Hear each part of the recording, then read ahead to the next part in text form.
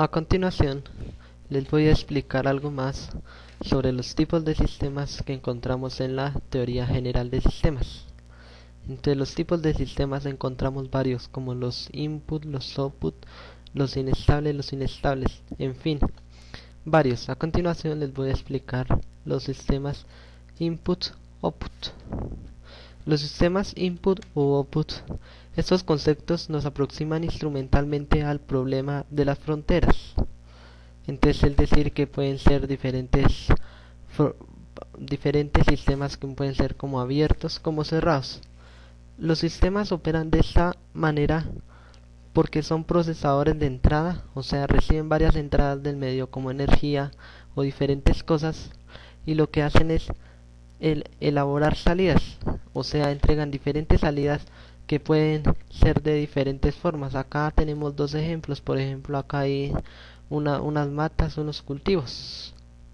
Entonces, se denomina sistema input a la importación de recursos como energía, materia e información para poder funcionar, los cuales los extrae del medio, es decir, toma todo lo que encuentra en el medio, por ejemplo la energía, por ejemplo las plantas que podemos ver ahí necesitan, por ejemplo, el sol. Si no hubiera sol no fueran a desarrollar el proceso de la fotosíntesis y no podrían hacer su función para así poder operar.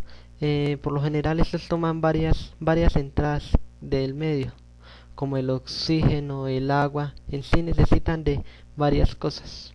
Por ejemplo, si miramos por el lado de los seres humanos, nosotros necesitamos del medio, necesitamos del medio para alimentarnos, necesitamos el oxígeno del medio para poder respirar, para así poder vivir.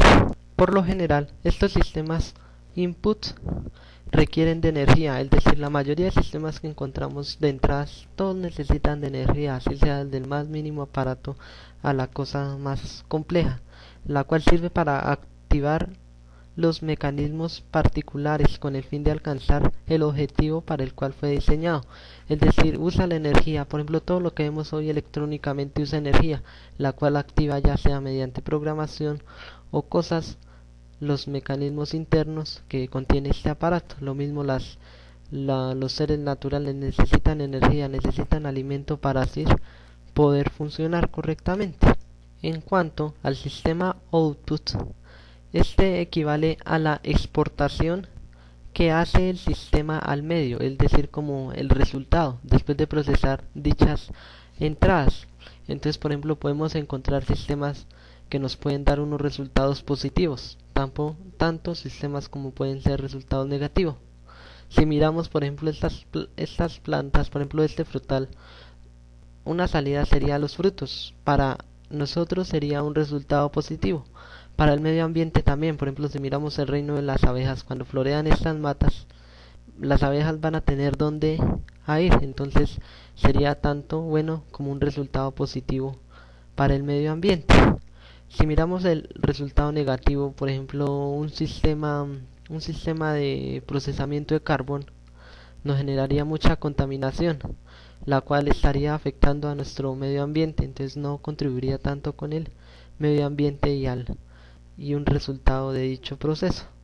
En sí, por lo general, todos los sistemas output que tienen que tener una salida buena para así sea un sistema útil. Si encontramos un sistema que no tenga salidas, pues no va a ser un sistema, no va a cumplir con un objetivo. Entonces, por lo general, los sistemas deben tener unas salidas, que así sean buenas o malas, positivas o negativas. A continuación vamos a seguir con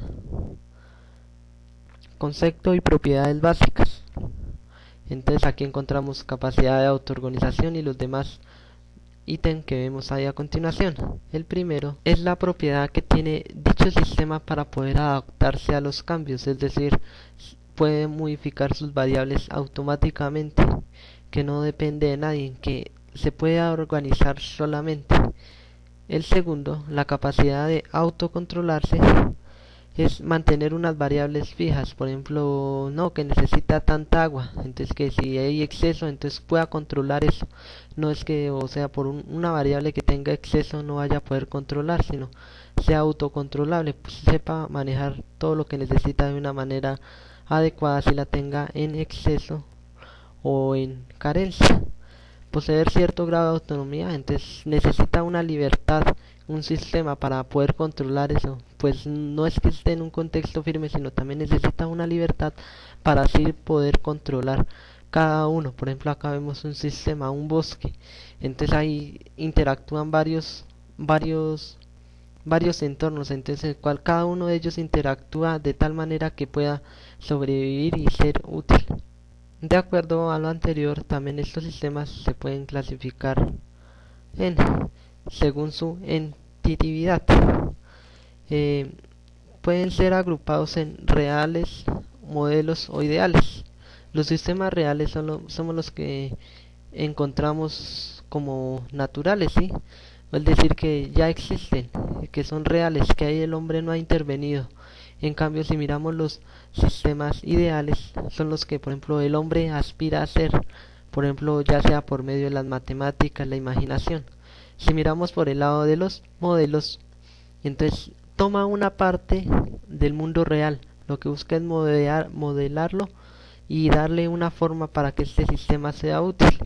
En lo general, por ejemplo, los ideales solo van para una función específica y así una función específica y así con los otros. En cuanto en la relación con respecto al origen, entonces podemos encontrar los diferentes sistemas, por ejemplo un sistema natural, un sistema artificial. Se dice que en un sistema artificial es aquel que el hombre ha intervenido y lo ha acomodado de acuerdo a su necesidad. En cambio, en un natural se puede clasificar como un sistema real y es donde el hombre no ha intervenido, según su relación de origen, o sea, de dónde viene, para qué función específica es, qué propósitos tiene. Entonces todas esas son como donde se clasifican los diferentes. En la clasificación también podemos incluir de acuerdo si es un sistema abierto, un sistema cerrado, ya que el abierto interviene mucho con el medio y esto lo hace más factible que sea más eficaz o menos eficaz de acuerdo para la labor que fue dada. De acuerdo a un intercambio de información constante con el ambiente pueda que haga que este sistema sea más útil para el desarrollo de su funcionamiento total. A continuación siguen la casualidad. En la casualidad podemos ver ahí los diferentes ítems. Acá, por ejemplo, en el primero, en la causa material, dice que es de la cosa de lo que está hecho. Por ejemplo, una varilla, su causa va a ser, por ejemplo, el hierro, el cobre. Y si miramos así, otros sistemas van a tener diferentes causas. Una causa formal es según el tipo o modelo el cual está hecho su arquitectura. Por ejemplo, una casa, entonces una arquitectura, una casa. Entonces ahí hay una causa formal, entonces ahí hay una interacción. Una causa eficiente es que el sistema sea eficiente. ¿Qué capacidad tiene para responder este sistema mediante una petición, mediante una causa? Y la causa final es si hace el objetivo que cumple, cómo lo hace, qué funcionamiento hace. Entonces ahí podemos diferenciar cada una de las causas que vemos en cada uno de los ítems. A continuación podemos ver otros tipos de sistemas que pueden ser los que vemos acá en los ítems, que son particulares, generales, continuos, discretos y hay. Entonces, los sistemas particulares son aquellos que tienen como objetivo final la solución de un problema definido. Es decir, por ejemplo, un sistema carro no lo podemos usar, por ejemplo, para otra labor. Tiene definido transportar. Entonces, particular es que tiene definida dicha labor. En sí, estos pretenden resolver un problema o dificultad específica y que no puede ser utilizada para aplicarlo en varios ambientes. Por ejemplo, estos objetivos son para solucionar problemas específicos de cada una de las necesidades. Otro tipo de sistema puede ser los generales, los sistemas generales. Que hablamos de sistemas, se tiene en una vista una totalidad, o sea, miramos un sistema no, que es total, que tiene tales elementos, tales cosas, pero nunca nos fijamos, por ejemplo, qué relación tiene dicho elemento con otro elemento. Entonces ahí es como tomar una parte general. El otro concepto sería concentrarse en lo de afuera. Ay, que el modelo, que las diferentes cosas, que cómo interactúa el medio ambiente con todo lo que contiene este sistema. Por lo general, este sistema guarda muchas relaciones con los diferentes elementos que interactúan entre sí. Tiene que guardar harta relación para así poderse comunicar y lograr su objetivo. Los sistemas continuos y discretos están compuestos por unidades, por ejemplo, los números enteros. Este sistema es muy utilizado en la electrónica, ya que maneja lo que es términos enteros. Eh, representa información. Este representa información, por ejemplo, de sistemas digitales, de, de estados lógicos, en fin, de diferentes formas.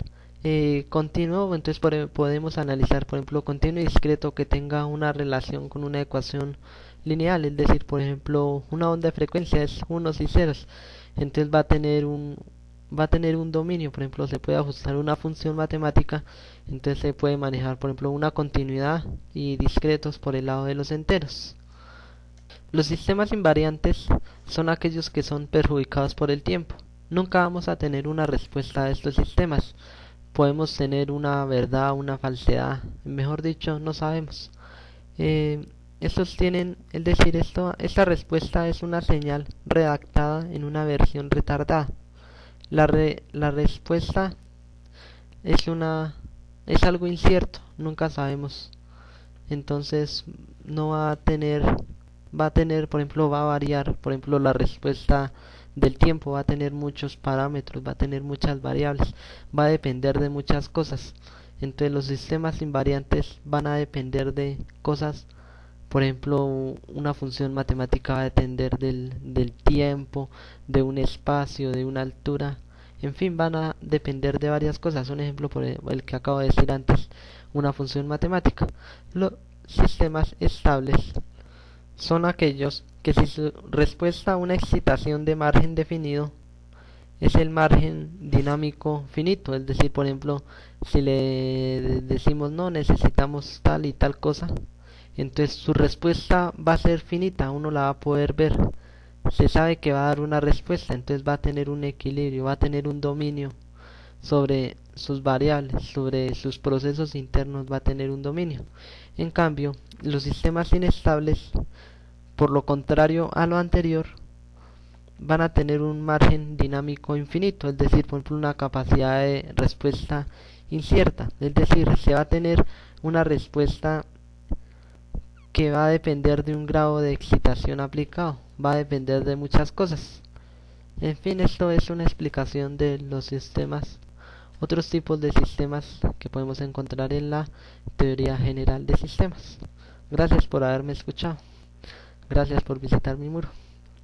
Hasta la próxima.